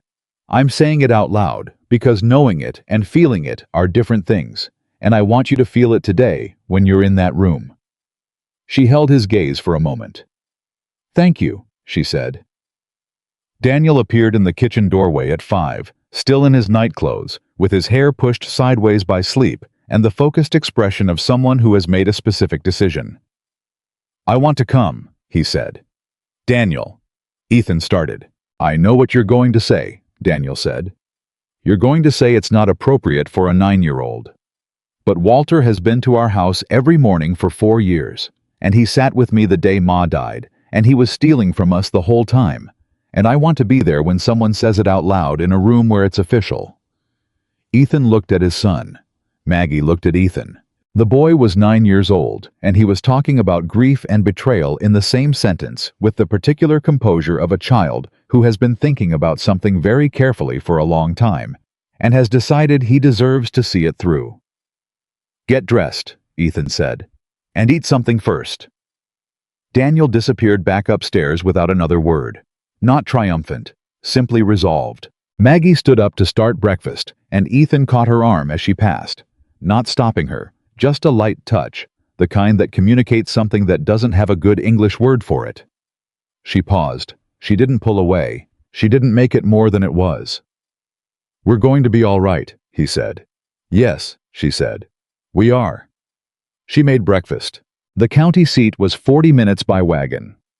They made the ride mostly in silence, the three of them, with Daniel sitting between them and occasionally asking logistical questions about how formal hearings worked, which Ethan answered honestly, and Maggie supplemented with the kind of procedural detail that she had spent 3 days researching specifically because she knew Daniel would ask. By the time they arrived, the hearing room was already partially filled. That surprised her. She had expected a procedural morning, a few officials, the parties involved, the sheriff, perhaps a handful of witnesses. She had not expected the particular quality of audience that a public hearing in a small county generates when the story involved has been circulating for 3 weeks. The careful arrangement of people who had told themselves they had legitimate reasons to be present while doing something that was at its core very close to watching. She recognized Clara Whitmore in the 3rd row. She recognized Harmon, Ethan's business associate, seated toward the back with the expression of a man who had not decided yet which direction to face. She recognized 2 members of the Church Ladies' Auxiliary. She recognized with a small shock Sheriff Pace's deputy standing near the door, which was not what she had expected from a civil proceeding, and which told her something about how seriously Pace was treating the formal dimension of this. She did not show any of what she recognized on her face. She sat beside Ethan at the front table with Daniel on Ethan's other side, and she put the documentation in front of her in the particular neat order she had developed for it over 3 weeks of working with it, and she looked straight ahead. Walter Hayes was already in the room. Howe was sitting across the central aisle with a man she didn't recognize. Younger, well-dressed, carrying himself with the particular confidence of someone who has been paid to project it. A lawyer. She hadn't known Walter had retained one. She made a small note of it in the margin of her mental preparation and adjusted. Walter looked at her when she came in. She looked back. She had spent some time thinking about what it would feel like to be in the same room with him. She had expected anger. She had expected the particular corrosive feeling of confronting someone who had taken advantage of people she let herself use the word internally, without flinching, cared about. She had expected maybe fear, the instinctive physical response to being in a room with someone who had deliberately worked to destroy her. What she actually felt was clarity. The same clarity she had felt standing in the hallway of her family home, listening to Caroline laugh. Walter Hayes looked at her, and his expression did something complicated and involuntary, something that moved through several stages quickly, and landed on a performance of confidence that did not quite make it to his eyes. He had counted on her not being here. She understood that immediately. He had assumed that Ethan would come alone, the respectable rancher, the aggrieved party, and that Maggie Sullivan would remain invisible in the way she had always remained invisible, because that was what people who underestimated her consistently assumed. She gave him a brief, even nod. Polite. Entirely composed. His jaw tightened. The hearing began. Sheriff Pace ran it, with the efficiency of a man who understood that the quality of the proceeding depended on its clarity, and the first 40 minutes were almost entirely procedural. The formal presentation of the documentation, the chain of custody for the Dillards manifests. The timeline established in clean sequential terms by Pace's deputy, who had apparently been tasked with organizing the evidentiary record and had done so with impressive thoroughness. Walter's lawyer made 3 objections in the first 40 minutes. All 3 were addressed and overruled in ways that made clear that Pace had anticipated them. Then Walter spoke. How was good? She had known he would be good, because he had been good for 11 years, and he had built the entire architecture of his plan on being good at being trusted. He spoke about his years of service with the particular warmth and specificity of a man who genuinely remembered the work, because he did genuinely remember it, because it had genuinely happened. He talked about Ethan's wife. He talked about Daniel as a small child. He talked about drought years and difficult seasons, and the kind of sustained daily effort that builds something from nothing, and everything he said was true, and the truth of it was exactly what he was using. He saved the accusations for the end. Miss Sullivan arrived at this ranch 6 weeks ago, he said, and his voice shifted just slightly, not dramatically, not enough to be called theatrical, just enough. Nobody knew her. Nobody had verified her character. Nobody had looked at where she came from, or what she had to gain. And within 6 days, the woman who had never set foot on this property before was accusing a man with 11 years of documented service of being a thief. He let it sit.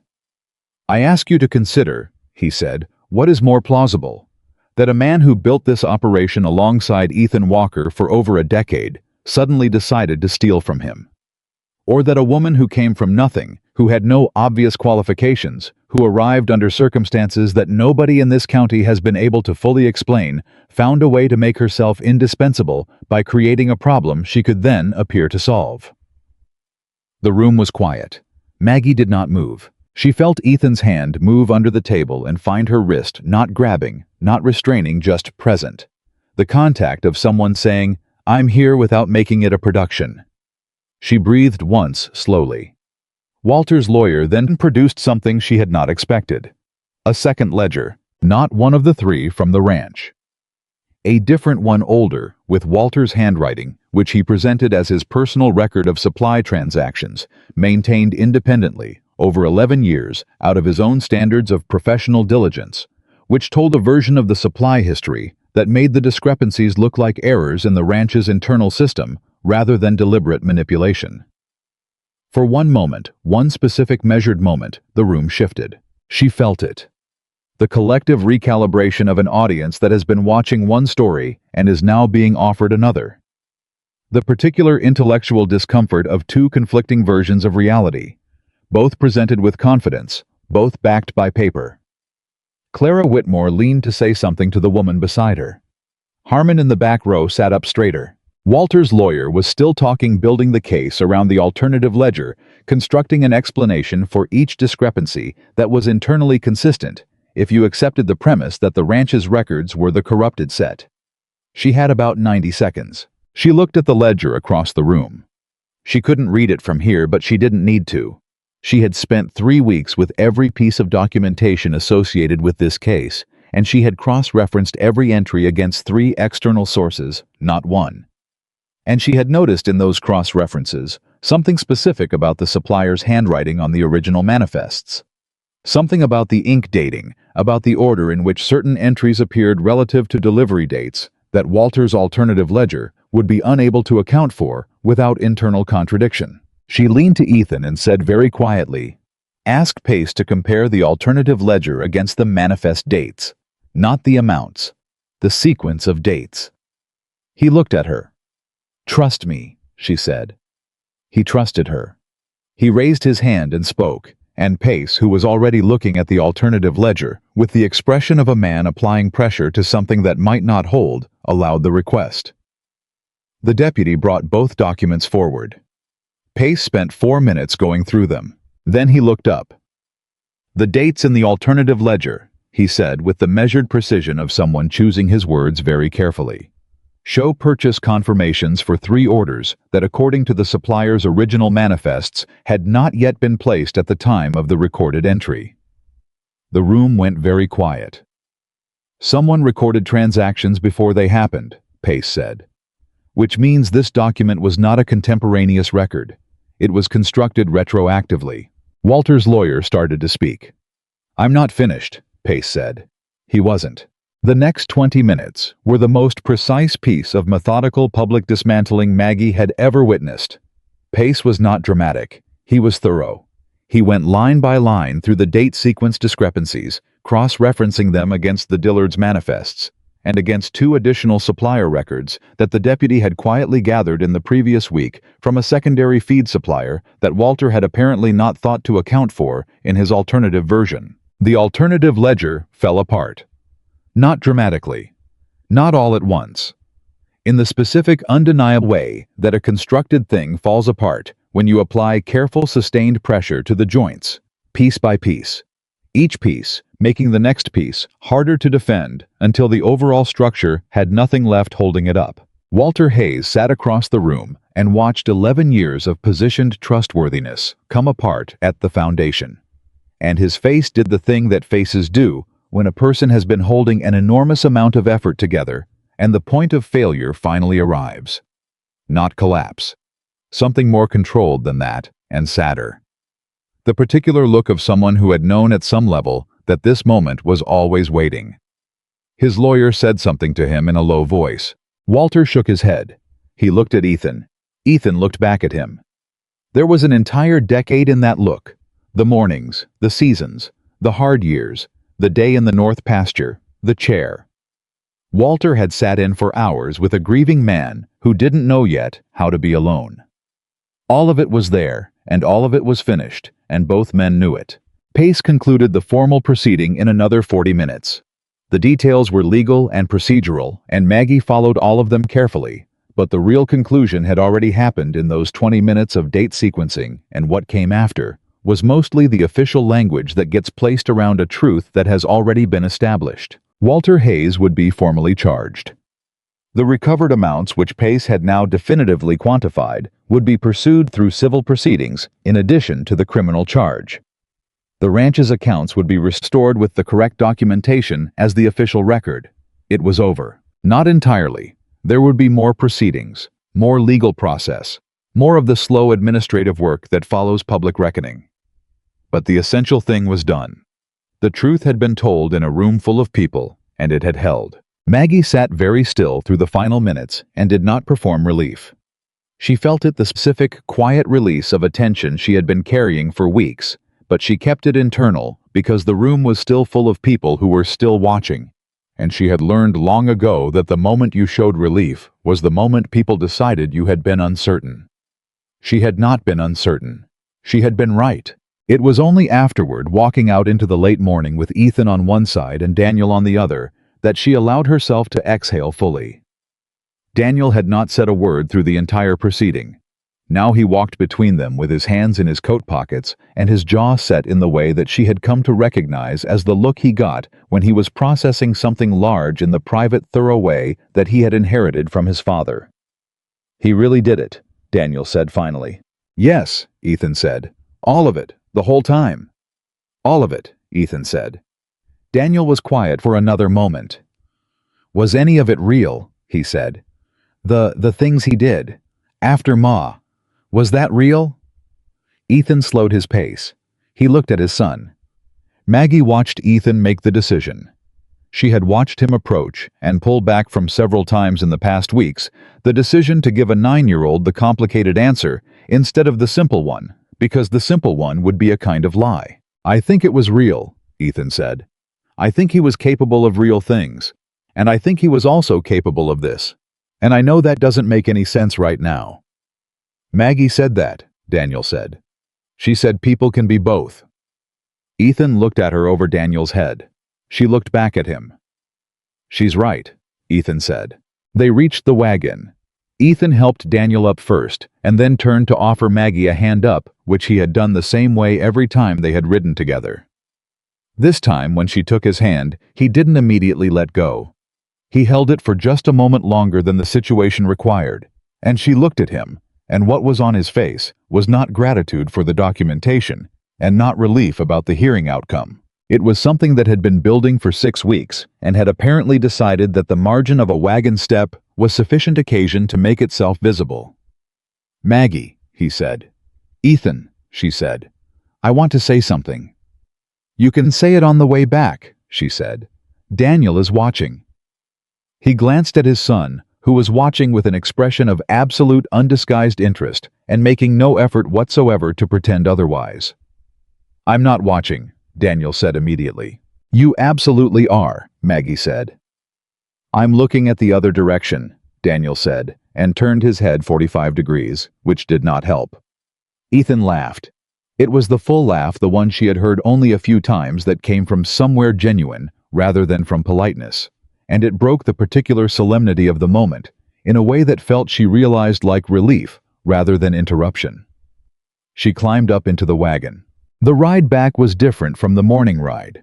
The weight was gone, not all of it, not the parts that would take longer to metabolize, but the immediate carrying weight of something unresolved had lifted, and what replaced it was the particular quality of ease that comes after sustained effort has produced what it was supposed to produce. Daniel fell asleep against Ethan's arm about 20 minutes from home, which was something he had apparently decided was acceptable now because he had done it twice before and neither adult had commented on it. Ethan drove with one arm extended to keep the boy steady and the other on the reins, and Maggie sat beside him in the particular comfortable proximity that had developed between them over 6 weeks of shared mornings and late nights and high-stakes documentation.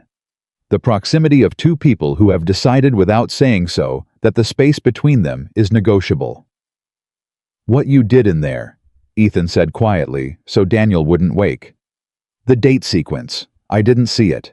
"You weren't looking for it," she said. "I had more time with the documents than you did." "You saved it," he said.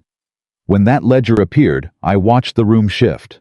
I felt it, and then you said 4 words, and it changed." "It would have come out," she said. "Pace is thorough. He would have found it." "Maybe," Ethan said. "But it happened faster because of you. And faster mattered today in that room with those people watching." She acknowledged this with a slight nod. "What were the 4 words?" he said. "Trust me," she said. He was quiet for a moment. "I did," he said, without a second of hesitation. "I know," she said. "Does that—" He stopped, started again. "Does that mean anything to you? Or is it just practical? Between people who are working toward the same thing?" She looked at the road ahead. At the land spreading out on both sides in the enormous indifferent way of Colorado land, which had been here before any of them, and would be here after, and had no opinion on any of it. "It means something," she said. He didn't push it further. He was not a man who pushed. She had noticed this early, and it had been one of the first things that made her feel safe in a way she hadn't expected to feel. "When we get home," he said, "I want to talk to you properly, after Daniel is settled." "All right," she said. "Not about the ranch," he said. "I know," she said. They drove the rest of the way, with Daniel sleeping between them and the late afternoon light coming down. The way it came in Colorado, which was always more light than you expected, and always more beautiful than you had time to fully account for. And Maggie Sullivan sat in a wagon on a road she had not known existed 8 weeks ago, and thought about how strange and specific and genuinely surprising life was when you stopped letting other people decide its direction. That evening, after Daniel had been settled, and the household was quiet, and the day had finished, being the thing it had been, Ethan came and found her in the kitchen, where she was going through the next week's supply planning. In the focused, methodical way, she went through everything. She closed the ledger when he sat down. He did not circle the subject. He was not. She had learned a man who circled things. He identified the direct approach and took it, and trusted the other person to meet him there. "I know you came here in an arrangement," he said. "I know the terms were practical, and that neither of us named anything beyond practical. And I know that what's happened here over these weeks has been complicated by the situation with Walter, and the rumors, and the public proceeding, and all of it. And I don't want any of that to make this harder to say than it already is." She waited. "I'm not good at performing feeling," he said. "My wife used to say I had the emotional vocabulary of a fence post, which was not a compliment, but which I understood was accurate. So I'm going to say this plainly, and trust you to hear it plainly." "I hear things plainly," she said. "I know you do," he said. "That's part of it." He paused. "You came here and 6 weeks is not a long time, and I know that. I know that 6 weeks is nothing. But I also know that 6 weeks with you has been more real, more substantive, more honest than several years of anything I tried to construct after my wife died. And I am not comparing you to her. I am not saying what I feel for you is the same as what I felt for her. I'm saying it's real in its own way, and it's mine, and it doesn't ask permission from the past." She looked at him across the kitchen table. Her hands, she noticed, were completely still. "Ethan," she said. "I'm not finished," he said. "I know," she said. "I'm waiting."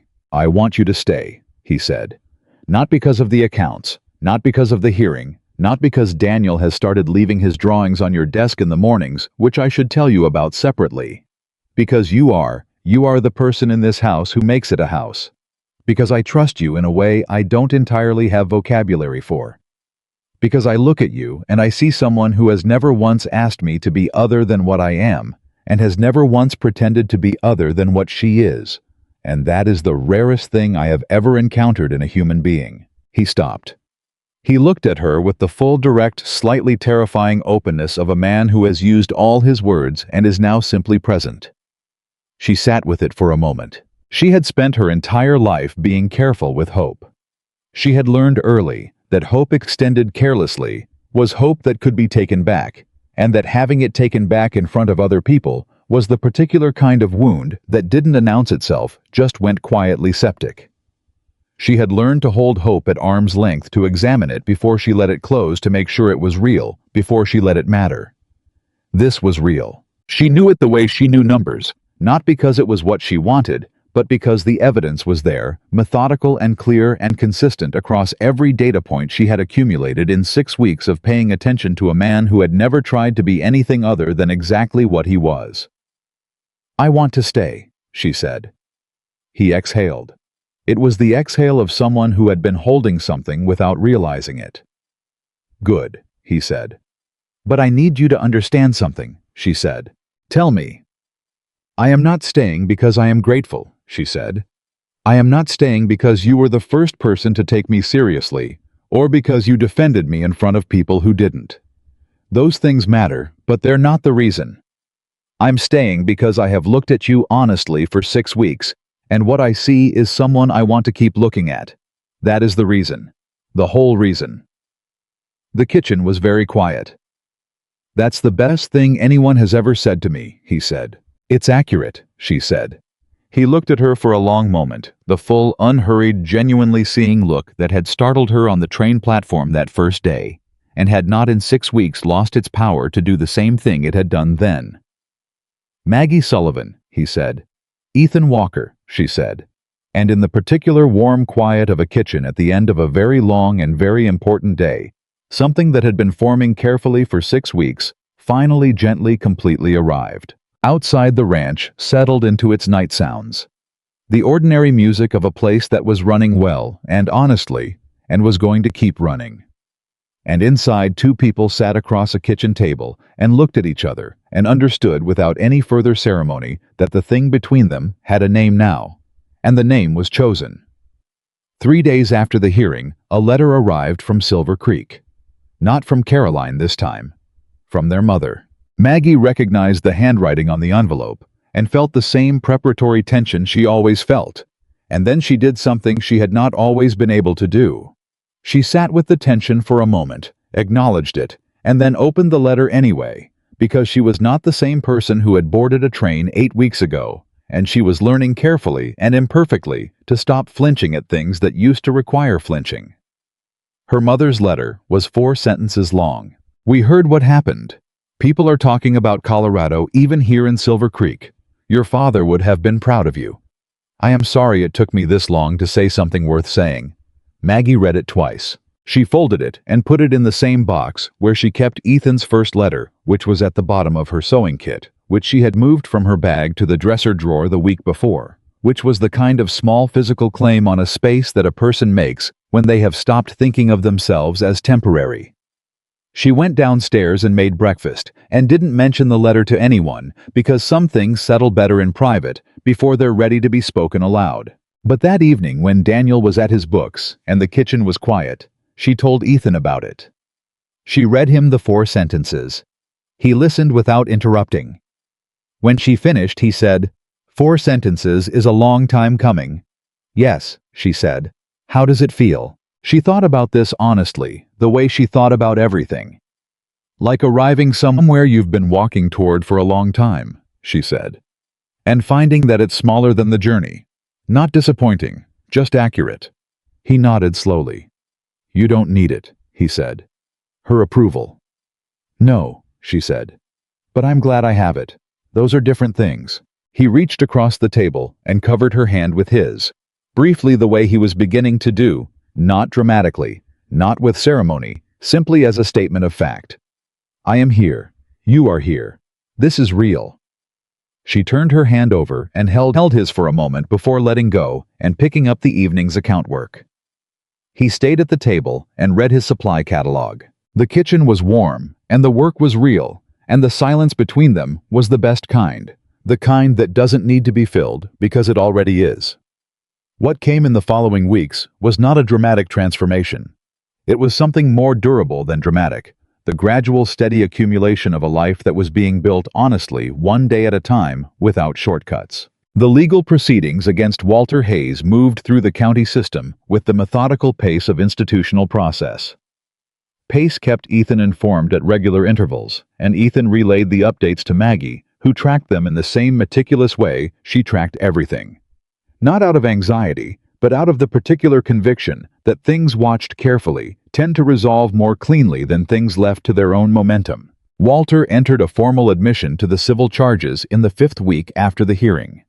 Not a full criminal conviction. His lawyer had negotiated the specific shape of the accountability, but a binding legal acknowledgement that the theft had occurred and that restitution was owed. The amount was significant.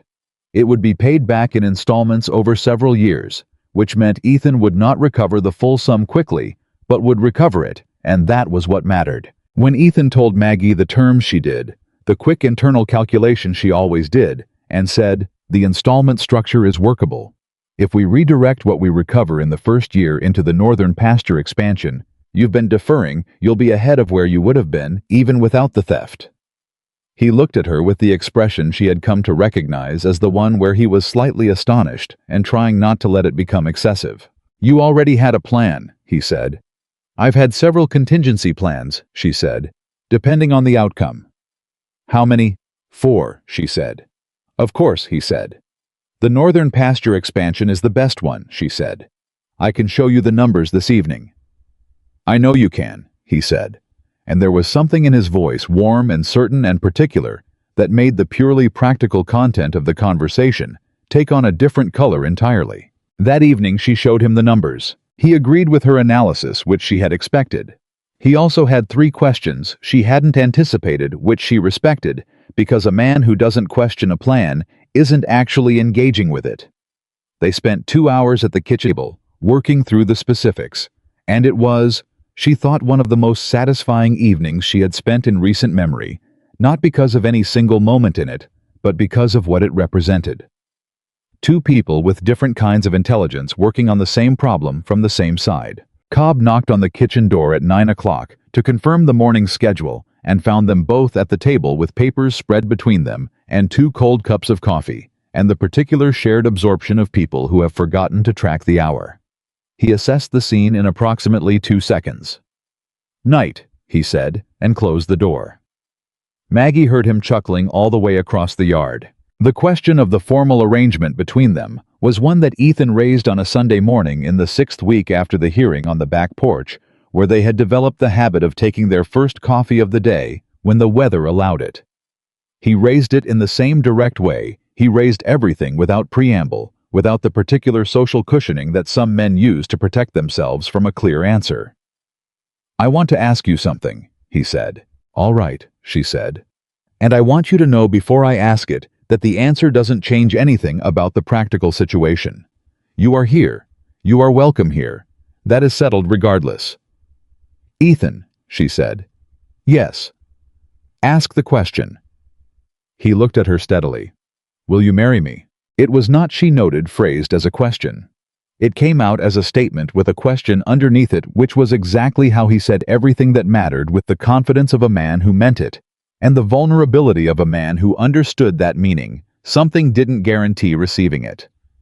She looked at him. She thought about the train platform in Durango, the hat in his hands, the way his face had settled when he saw her. She thought about the kitchen table at midnight, with the ledgers open between them, and the moment in the hearing room when she had said 2 words and he had acted on them without hesitation. She thought about Daniel's drawings appearing on her desk, which she had known about since the second one, but which Ethan had only told her about last week, slightly embarrassed by his own sentimentality in not mentioning it sooner. She thought about 4 sentences from her mother, and what it felt like to arrive somewhere smaller than the journey and find it was exactly what you needed. "Yes," she said. He exhaled. The specific exhale she had identified weeks ago as the one he produced when he had been holding something without meaning to. "Good," he said. "That's what you said when I agreed to come here," she said. "Good." "It's the right word," he said. "Both times." She looked at him. "It is," she said. He reached over and took her hand, and this time neither of them let go quickly. They sat like that on the back porch in the early morning until the ranch began waking up around them, and Cobb's voice carried across the yard, asking someone where the north fence repair crew had got to, and the ordinary business of the day reasserted itself in the ordinary way it always did. But the ordinary was different now. It had a shape it hadn't had before. They told Daniel that afternoon. Howe was sitting at the kitchen table working through his arithmetic when they came in together, which was itself probably sufficient information for a 9-year-old with his particular observational abilities. But they sat down across from him, and Ethan said with the directness he applied to everything, "Maggie has agreed to marry me. I wanted you to hear it from us." Daniel looked at his arithmetic paper for a moment. Then he looked up. "I know," he said. Ethan frowned. "You know, I've known for about 3 weeks," Daniel said, "since you started leaving her coffee ready before she came down. You only do things like that for people that matter." He said this with the serenity of someone delivering information rather than an opinion, then looked back at his arithmetic. Maggie looked at Ethan. Ethan looked at Maggie.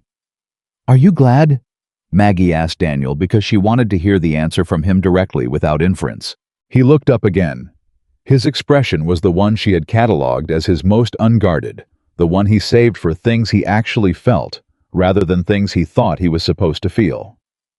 "She's the reason the house stopped being quiet," he told his father as if Maggie weren't in the room, and then he looked at her. "Yeah," he said. "I'm glad." He went back to his arithmetic. Maggie had to look at the far wall for a moment.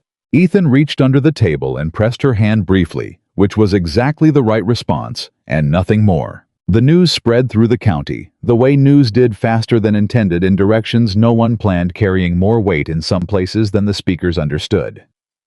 Ethan made no announcement. He simply went about his business, the stock orders, the land negotiation with his neighbor to the north that he had been working on for 2 years, the rebuild of the foreman structure that Cobb was now managing temporarily, and doing well enough that the question of permanent assignment was beginning to answer itself. But a county this size did not require announcements. Cobb found out from the delivery man from Dillard's, who had found out from someone in town, who had found out from a source nobody could trace. He appeared at the kitchen door on a Thursday morning with his hat in his hands, the same gesture Ethan had made on the train platform, which she was beginning to understand was the gesture these men made when they were saying something that mattered. "Heard the news," he said. "Did you?" Maggie said. "Figured I'd say this ranch is better than it was," he said. "A lot better. And that's partly the accounts and partly the investigation, but mostly it's—" He stopped, reconsidered. "Mostly it's the quality of the place, the feeling of it, which has changed." "Thank you, Cobb," she said. He put his hat back on and left. Ruth Hargrove, who had sent the plums, appeared 2 days later with a jar of peach preserves and an expression that suggested she had several things to say and had chosen the best one. "Clara Whitmore has been very quiet lately," she said, setting the jar on the counter with the satisfaction of someone delivering news they have been saving. "Has she?" Maggie said. "Very quiet," Ruth confirmed. "Turned out several of the things she said publicly about you were specific enough that she's been advised to stop saying them, by people whose advice she can't easily ignore." She smiled. "I may have had a conversation with one of those people." Maggie looked at her. "You didn't have to do that." "No," Ruth said. "I wanted to." She paused. "Women in this county don't have many tools. Using them in the right direction when we can, that matters." She stayed for coffee, and they talked for an hour about things that had nothing to do with Walter Hayes or rumors or county hearings. And by the time she left, Maggie had the clear sense that this was the beginning of something, a connection, a reciprocity, the particular kind of friendship that forms between women who recognize each other's quality without needing to explain it. The wedding took place on the last Saturday of June, 8 weeks after the hearing, and 12 weeks after Maggie Sullivan had stepped off a train in Durango with one bag and a lifetime of being overlooked. It was not a large ceremony. Ethan had offered her whatever she wanted, a formal occasion, the full county, the church in town with flowers, and the ladies' auxiliary, and everything that came with a public celebration of the kind his family name could arrange. She had listened to the offer and thought about it for exactly as long as it deserved, which was about 40 seconds, and then she told him what she wanted instead. What she wanted was the ranch. The people who actually knew them. The ceremony conducted by the county magistrate, who was a practical man named Hollis, who performed the legal function with precision and no unnecessary decoration. Cobb standing slightly to one side with his hat in his hands for the third time. Ruth Hargrove and her husband. Two of the long-serving ranch hands who had been there from before and had over 12 weeks extended to Maggie the particular respect that working men extend to someone who has earned it by doing the work, and Daniel, who had asked 3 weeks before the wedding if he could stand beside Maggie during the ceremony rather than beside his father. A request that had been so specific and so quietly earnest that Ethan had been unable to speak for a moment. "I want her to know I'm choosing this too," Daniel explained. "Not just Pa, both of us." He stood beside her. He stood very straight with the gravity of someone who understood that the moment was serious. And when Magistrate Hollis reached the formal language of the legal affirmation, Daniel looked up at Maggie with the particular clear-eyed, unperformed expression that was the most purely himself she had ever seen him. She looked back at him. She thought about a boy of 6 years old at a fence line in a north pasture. She thought about the way he had assessed her on the porch that first day. Not with the child's version of her family's dismissal, but with the specific, intelligent attention of someone who had already decided to be honest about what he saw. She thought about arithmetic papers left on her desk, with small drawings in the margins. Horses mostly, and once memorably, a drawing of 3 figures standing together that she had kept and placed in the same box as the letters. She was not his mother. She was not trying to be his mother. She was something else. Something the English language had a word for in the legal sense, but not quite in the real one. She was the person who had decided that this boy mattered, and that was the kind of decision that didn't require a word because it was demonstrated in every morning and every evening and every ordinary day that followed. Magistrate Hollis concluded the ceremony. Ethan signed the document. Maggie signed the document. It was done.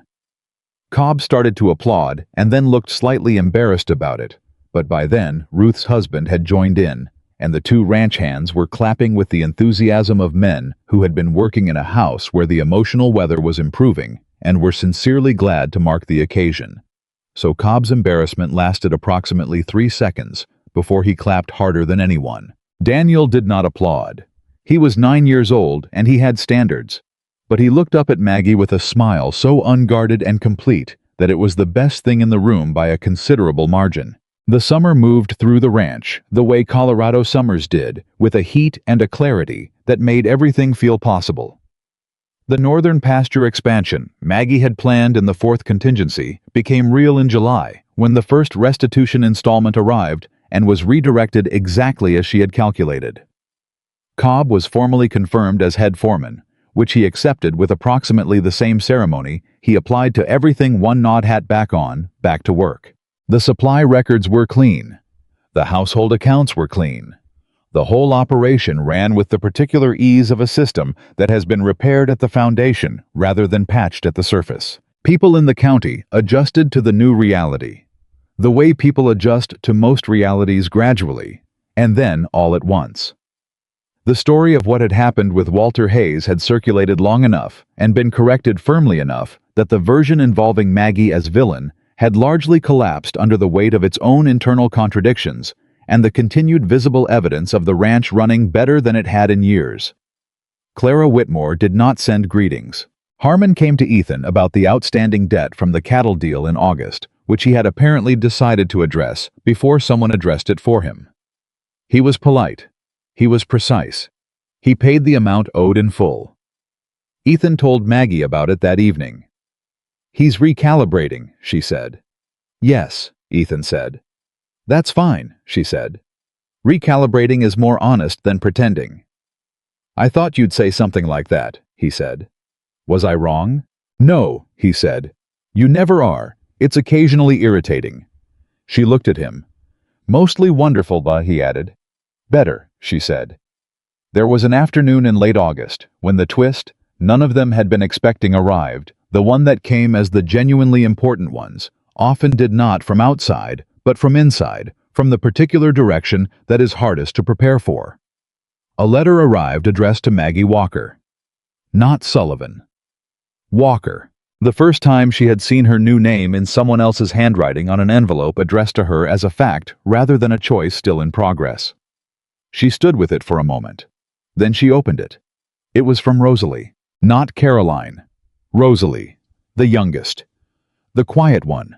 The one who had said "that seems cruel" when Caroline was laughing, and then said nothing else, and whose expression in the last moment, Maggie had seen her as the wagon pulled away from Silver Creek, had been something uncomfortably close to shame. Rosalie's letter was longer than their mother's, and more difficult to read, not because it was unkind, but because it was honest in the particular painful way of someone who has been carrying something heavy for a long time and has finally decided to put it down. She wrote about the morning the letter to Ethan was sent.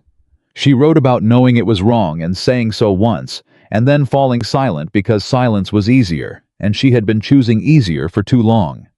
She wrote about watching Maggie leave, and spending the following weeks with the growing understanding that what had happened in that kitchen was not funny, and had never been funny, and that her one soft objection had not been enough, and she had known it even as she made it. She wrote, "I should have stood up. I didn't. I have thought about why every day since you left, and I don't have an answer that satisfies me. I think I was afraid. I think I had spent so long being in the middle, not as cruel as Caroline, and not as strong as you, that I had confused being in the middle with being good.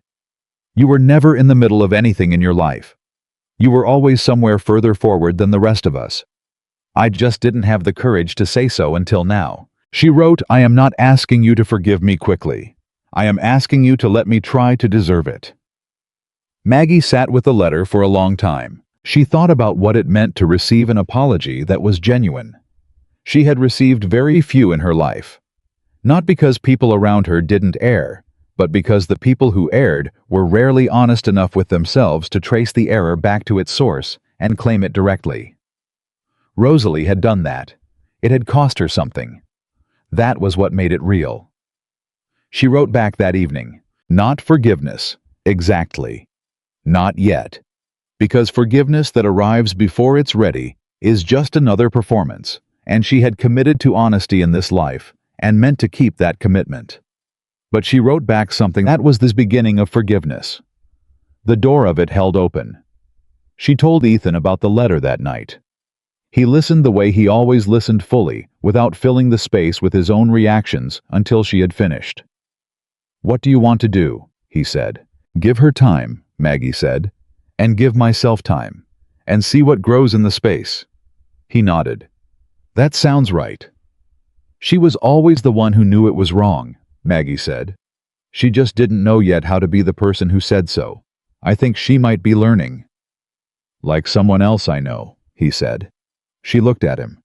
"You learned to say so too," he said. "On a platform in Durango with one bag. You just called it something else." She was quiet for a moment. "I called it going," she said. "Yes," he said. "And it was the same thing." The fall came to the Walker Ranch.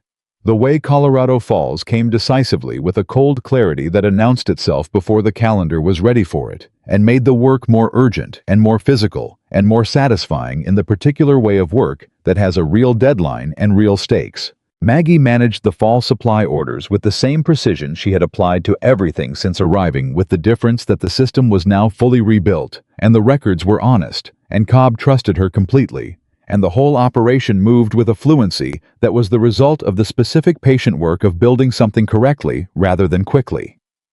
Daniel turned 10 in October. They celebrated the way the Walker household had begun, celebrating things with intention rather than performance.